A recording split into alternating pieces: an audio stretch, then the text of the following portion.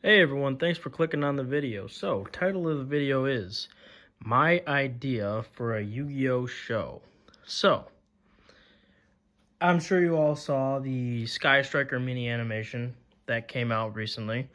And I don't know about any of you, but for me, that's not really what I was looking for in a Yu-Gi-Oh! Show. The idea of providing backstory for the cards is really cool, but I think that Yu-Gi-Oh! Has always been about not just the card game, but games in general. If you've read the early chapters of the manga, of course, before the actual card game became into the story, that it was always games, puzzles, riddles, tests of wit, things of that nature. And I really think that for Yu-Gi-Oh! To stay Yu-Gi-Oh!, that needs to remain the focus. So I've been toying with an idea for a really long time about a Yu-Gi-Oh! Show that is a continuation of the original show with the original characters. And we see them as they are older. So we see older adult Yugi. We see older adult Kaiba. We see all these characters that were young in the original show as adults. And we make a new story from that. So I did. And well, sort of. I've started to. This is just my idea for a show. So basically, well, we would meet all these characters about 20 years after the conclusion of the original show, and they would all be at different stations in life. So Yugi, I'm envisioning as working for Industrial Illusions as a game designer. He's fairly successful. Joey, I'm envisioning as a professional poker player and sports gambler. Kaiba is just doing Kaiba stuff as always. I'm also envisioning Taya and Yugi having gotten married young, maybe right out of high school, and then later divorced. And we could say that Taya thought that she liked Yugi, but she really just liked the Pharaoh, and she was mistaken about that. And so that could be a plot element as well. But that's just where we meet the characters, and I could come up with more ideas about that. I haven't thought about that so much, but I have thought about the plot of the show and what it would be about ultimately, and it would be ultimately about a treasure hunting adventure. And I know that sounds a little bit silly, but if you think about it, there is so much opportunity in a storyline for that, a storyline like that for Yu-Gi-Oh type stuff, solving puzzles. You know, in every treasure hunting movie, there's always that part where there's a riddle and that has to be solved, and to open the chamber or whatever. So there would be stuff like that, and of course duels. And there would be a driving motivational force for all the characters trying to get the treasure, on a globe-trotting adventure, race to the treasure. They're all following different maps, different clues, and of course dueling each other along the way. And I think that would be super fun in a Yu-Gi-Oh context. And so essentially what it would be as they're hunting for the treasure, they would be discovering events that happened in the past. And the key to finding the treasure will be to learning what happened in the past, and the past is slowly revealed to the audience throughout the course of the show.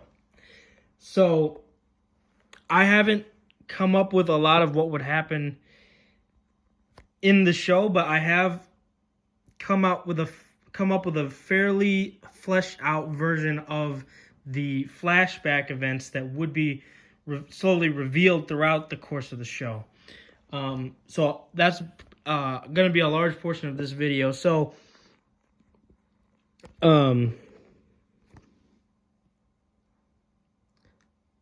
this is basically how I'm envisioning it. Now, fair warning, this is going to retcon a lot of the stuff that is from the original Yu-Gi-Oh! Show. I don't think it's that big of a deal. So, In the ancient past, there lived on the earth many different beasts, monsters, mythological creatures, dragons, elves. You can see, this is what I'm envisioning. Panther warrior, Vorse raider, all this mermaids, sprites, huge man-sized insects, vicious harpies, elves, critters, reptiles, dinosaurs, lions with unicorn horns, man-eating plants, and of course dragons. So there would be all these various different species of mythological creatures and so forth, and they would be living on the earth in the ancient past. And the humans would be constantly having to fight off these creatures, and it's a very hard existence in this state of the world. But slowly the humans are beginning to conquer these vicious monsters and mythological creatures that roam its surface, and ever so slowly they are coming closer and closer to achieving that goal. Meanwhile, some of the ancient humans are growing weary of this constant battle with the creatures of the world. So they want to escape the turmoil. So what they do is they sail away, and they find a large island in the middle of the Atlantic, which they call Atlantis. And this island is free from these vicious, monstrous creatures, so they can live a safe existence without having to constantly fight for their lives. And they live on this island for millennia. And while they're living on this island in peace, the humans on the rest of the earth are slowly but surely fighting off all of these various creatures and bringing them to extinction, and winning the fight to tame the world of these monsters. So, the Atlantean people practice magic. Moving on. The Atlantean people practice magic, and when they arrive on the island of Atlantis, they discover a new kind of magic, which is alchemy. And on the island, there is a large ochre-colored stone. And they use this stone to make alchemist stones with. And the rock that they found on the island was big enough that they were able to make a few thousand alchemist stones out of this big rock. And using spells along with the stone has two powers. The first one is that it can turn lead into gold. Now, I didn't invent this kind of magic, obviously. This is something that has been a legend for a long time. The alchemist stone that can turn lead into gold. So I didn't come up with this, but I'm using this as a plot device. So they can turn lead into gold, and then the stones also have a second power, which is that they can create the elixir of life, which is a special drought that can make one live seemingly forever. It's also in Harry Potter. They call it the Philosopher's Stone or the Sorcerer's Stone in that movie/book. I'm calling it here the Alchemist Stone. So, because they can turn lead into gold, gold is super, super abundant in their civilization. In fact, they make pretty much everything out of gold. Utensils, tools, even the streets are paved with gold. So gold is basically as worthless as lead for the Atlanteans in this story. So, millennia pass, time passes. And in the early ages of Atlantean power, dragons still roam the earth. Now, the Atlanteans, seeking to impose order upon nature, begin a grand project to breed the most powerful, pure, and obedient dragon in existence. Through centuries of selective breeding, magical enhancement, and alchemical experimentation, the Atlanteans succeed. They produce a species of dragon with scales of flawless white and piercing blue eyes, creatures of unmatched power and beauty. These were the Blue Eyes White Dragon, symbols of Atlantean supremacy. So,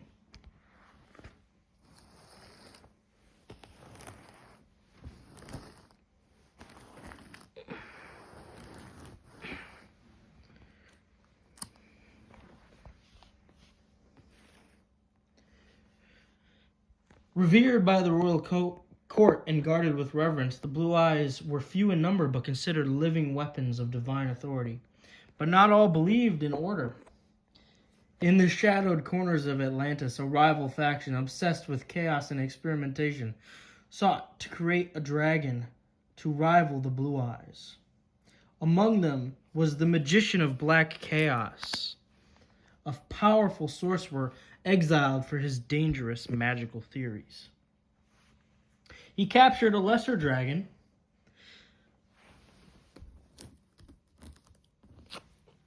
let's just say that one, or that one, or something like that. He captured a lesser dragon and infused it with dark energy drawn from the void between realms, and subjected it to countless destructive rituals. The creature that emerged bore scales of obsidian and eyes of burning crimson. It was unpredictable, fiercely independent, and terrifyingly strong. This was the Red Eyes Black Dragon. Unlike the regal majesty of the Blue Eyes, the Red Eyes embodied potential, the untamed power of destruction and rebirth. Though considered a failure by the royal court, it became a symbol among the rebellious and outcast, power without control, ambition without boundaries. Now, as Atlantean outposts spread to other lands, including what would become Britain and Ireland, outsiders began to raid these distant stations, driven by greed for the golden artifacts. Atlantean emissaries, tortured and interrogated, spoke of a homeland paved with gold. Rumors spread of a treasure beyond imagining, though no one could find it, as the great civilizations of the time, Egypt, Babylon, Persia, and others, had no ships capable of reaching the center of the Atlantic Ocean. Learning of this, the Atlanteans, some of them, desired to trade gold for foreign goods, silk, spices, slaves, weapons. But the king opposed this. He believed that dependence on trade would weaken Atlantis, especially if gold lost its value. When he began seizing and destroying all remaining alchemist stones to prevent further transmutation, a civil war ignited. On one side stood the king and his loyalists. On the other, the rebel faction, led by a mighty warrior known as the Buster Blader. The war raged for years. On the side of the king fought the Blue Eyes White Dragons, and on the side of the rebels fought the Red Eyes Black Dragons. The original cause of the fighting was forgotten, replaced with bloodlust and a desire to justify the fallen. Eventually, the weary king proposed a final resolution, a shadow game between himself and Buster Blader to determine the rightful ruler of Atlantis. Bound by sacred blood magic, both agreed, and the king won. But Buster Blader, the rebel leader, upon returning, lied. He told his followers that he had won the duel and that the king was defying the pact. In a frenzy, the rebels executed the king. With his dying breath, the king cursed them. By breaking the sacred oath sealed in blood, you have doomed us all.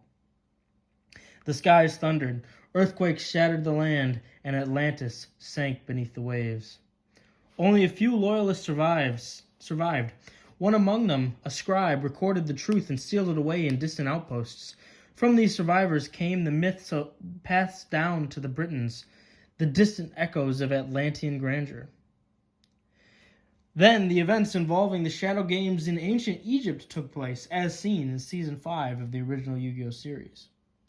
Centuries later, in a time of knights and dragons, the kingdom of Camelot, on the island of Britain, rose on what had once been an Atlantean outpost. Here, the bloodlines and forgotten magics of Atlantis survived in whispers. Merlin, an alchemist who possessed the last surviving alchemist stone, served as the kingdom's magical advisor. Dragons are now nearly extinct, and they roam the land in hiding. But as more and more mythological creatures of the past go extinct from hunting and other reasons, Merlin captures their individual cause so that they can be used to fight on one's behalf in a shadow game. So, for instance, The crab, there's a species of mighty crab turtles who roam the earth that are terrorizing the humans. The humans hunt this creature to extinction. But before the last crab turtle is killed, Merlin harnesses the Ka of said crab turtle so that it can be summoned to fight on one's behalf in a shadow game. Thus, the memory of these creatures is not lost forever before they are gone to extinction.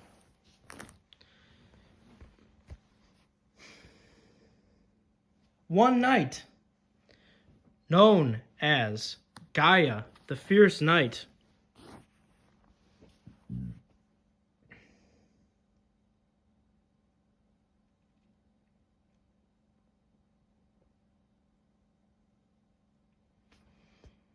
was famed for his jousting and swordsmanship and horsemanship.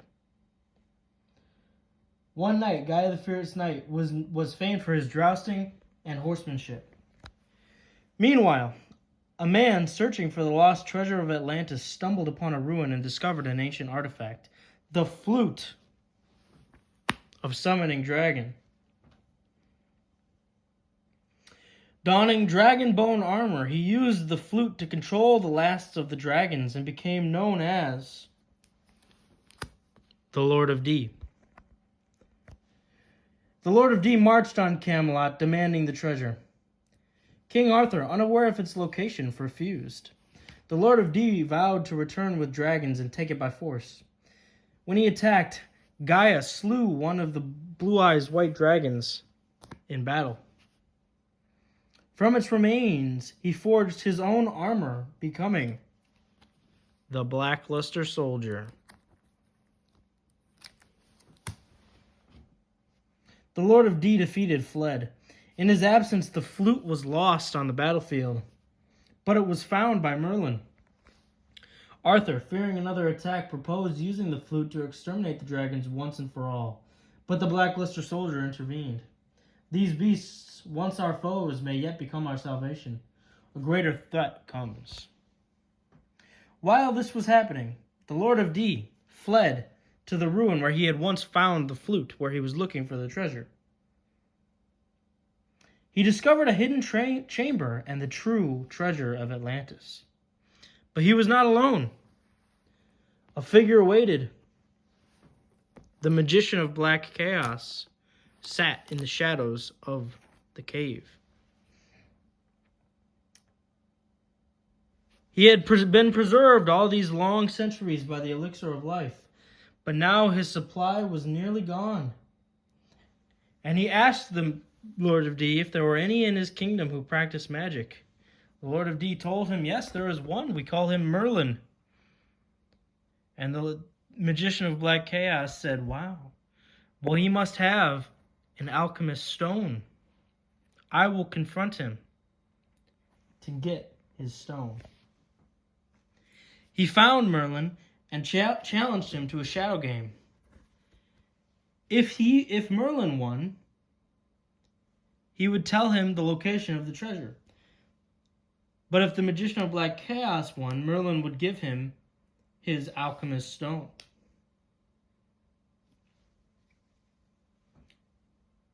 Merlin accepted, and the duel commenced, and Merlin won. But the magician refused to honor the pact and fled. Once again, the magic was broken, and once again the world trembled. From the distant corners of the earth, a terrible creature awakened, the five-headed dragon, a being of chaos. King Arthur blew the flute and summoned 3 blue-eyes white dragons. Merlin fused them with a spell that he had been working on in his study, that he had not yet tested, a spell called polymerization, and thus created the Blue Eyes Ultimate Dragon. The Blackluster Soldier mounted this dragon as the Dragon Master Knight. Just as he had once rode his steed when he was still known as Gaia the Fierce Knight. But the five-headed dragon proved his equal. The Lord of D watched as they fought. Regretful, he approached Merlin. "Let me help. Give me the flute one final time." Merlin hesitantly agreed. The Lord of D summoned more dragons to aid the battle.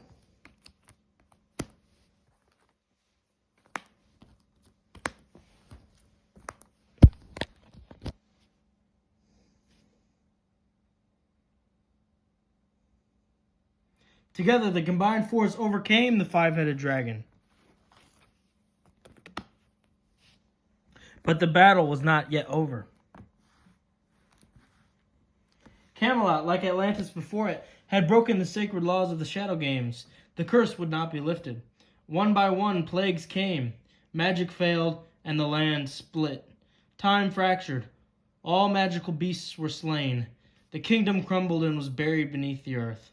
Only Merlin survived, along with the preserved Ka of every extinct creature.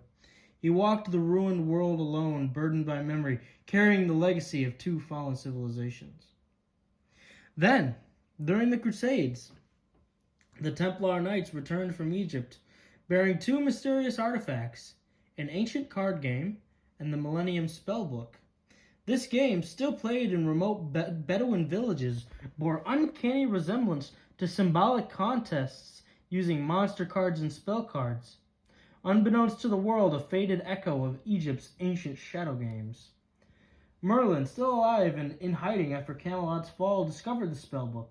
Though initially seeing the game as harmless, comparable to chess or poker, he became alarmed when he saw its mechanics, casting spells and summoning monsters. To test his suspicions, he joined the game and soon became its undisputed master. But his success caught the eye of a lurking presence, the Witch of the Black Forest. She stalked Merlin, broke into his home, and discovered his preserved vials of extinct creatures Ka and some of the elixir of life.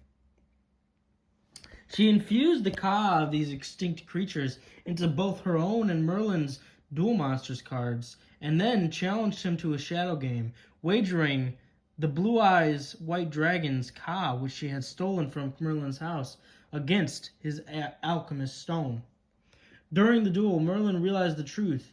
The Shadow Games had returned. Though Merlin won against the Witch of the Black Forest, the encounter left him deeply shaken. Believing the game too dangerous for public use, he approached the Archbishop of Britain in disguise and persuaded him to ban the game entirely. The Archbishop agreed, issuing a decree to destroy all Duel Monsters cards and ordering the witch's execution. The game of Duel Monsters was nearly erased from history. Yet fragments remained, a deck here, a memory there, enough that centuries later, a man named Maximilian Pegasus would stumble upon the scattered pieces and take credit for inventing the game himself. In the modern era, the card game reemerged, this time as Duel Monsters, revived and revolutionized by a man named Maximilian Pegasus. When Pegasus began formalizing and globalizing the game, he was approached by a stranger, a weathered man claiming to be Merlin. Pegasus, already irritated by the interference of ancient figures like Shadi, dismissed Merlin's warnings. "You are all relics of a world I intend to replace," he said. Fearing that Merlin might derail his plans or reveal truths best kept buried, Pegasus ordered his private security to arrest him. Merlin was imprisoned beneath Duelist Kingdom Island in a forgotten stone dungeon deep below the tournament halls. While the Duelist Kingdom tournament played out above, Merlin listened to the echoes of footsteps, duels, and destiny unfolding. Years passed. After Pegasus' death, Seto Kaiba acquired the island, and during extensive renovations, Kaiba Corp uncovered the steel dungeon while preparing to repurpose the castle's substructures. Kaiba himself descended into the ruins and discovered the forgotten prisoner. "Who are you?" Kaiba asked. "A prisoner of progress," Merlin replied. Kaiba demanded answers. When Merlin refused, Kaiba threatened to weld the door shut. Merlin said, "Have you ever heard of the great treasure of Atlantis? I bet you don't even know what continent it's on, let alone what country, and as for the exact location, you wouldn't even know where to begin." And so begins the adventure. So that's basically my idea. Starts with wild creatures roaming the earth. These creatures wreak havoc upon humanity, so humanity wars against them. Then, on Atlantis, they discover alchemy, and they create massive amounts of gold, which is then the treasure that the main storyline of the story is about. A civil war breaks out on Atlantis. Atlantis is destroyed because the magic of the Shadow Games is betrayed. Then survivors go to outposts of Atlantis on Britain, which is then, centuries later, the Kingdom of Camelot, ruled by King Arthur. Various things happen. Then, again, the games are betrayed, which causes Camelot to be destroyed. Merlin survives. Before that, of course, everything that happened in Egypt, as seen in the original Yu-Gi-Oh! Show, happens. Then, during the Crusades, the Crusaders discover the Millennium Spellbook and the card game of Duel Monsters in Egypt. They bring it back to England. Then, Merlin uses his magic to allow the game to be played in a Shadow Game context. Then he tells the Archbishop that he should outlaw the game and execute the witch, which the Archbishop does. Then, a few centuries after that, Pegasus finds the game, brings it back to the modern world, locks Merlin up in a dungeon, and yeah. And Merlin doesn't know the spell that can turn lead into gold. He uses the Alchemist Stone, but he can only make the Elixir of Life with it. So, because if he could turn lead into gold, then the characters would have no reason to be going after the treasure. So, yeah, so that's the idea. You know, I like it. I think it's cool. Thanks for watching. Thanks for listening. Bye.